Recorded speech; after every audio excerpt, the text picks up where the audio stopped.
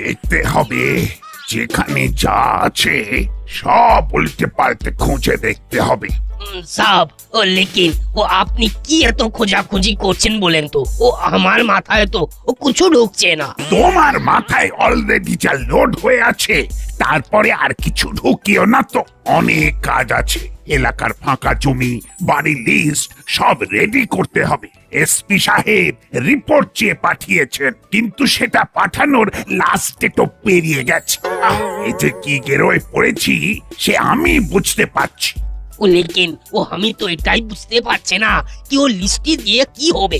1 মাসের মধ্যে ওগুলো যে খাস প্রপার্টি হয়ে যাবে। আরে বাস, ও তো ও সব চলে যাবে। না না, এখানে ফাঁকও আছে। এখনই যদি কোনো মালিক তার ব্যবহার করা বিল্ডিং কাউকে বিক্রি করে দেয়, তাহলে আর ওগুলোর দখল নেওয়া যাবে না।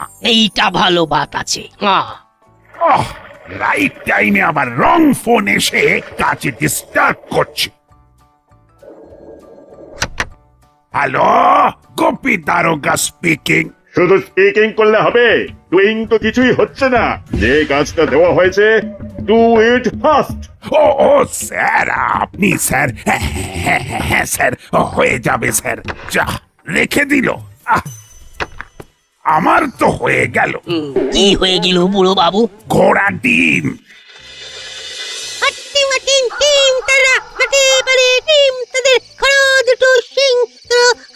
ভাবলাই তুই আবার সব ছেড়ে ছুড়ে দিয়ে ছড়া নিয়ে পড়লি কেন? আমাদের অবস্থা তো এমনিতেই ছড়িয়ে ছন্ন ছড়া। মানে লাইট কমে গেছে বলে রাস্তায় কেমন ফাইট করে হাঁটতে হচ্ছে। স্কুলের বার্ষিক পুরস্কার বিতরণী আর সাংস্কৃতিক অনুষ্ঠান শেষ হতে হতে সেই সন্ধ্যেই হয়ে গেল। সেই জন্যই তো ছড়া কেটে কেটে ভয়টাকে আউট করার চেষ্টা করছি। বড়বাবু তো ঠিক চিমটিকে নিয়ে চলে গেলেন। এবার আমাদের কি হবে? কি আবার হবে? ভয় না পেয়ে কি হয় সেটা দেখতে হবে। No fear, come here. তুই বলছিস বটে, তবে আমারও কিন্তু একটু ভয় ভয় পাচ্ছে। ঝপ করে অন্ধকার হয়ে গেল।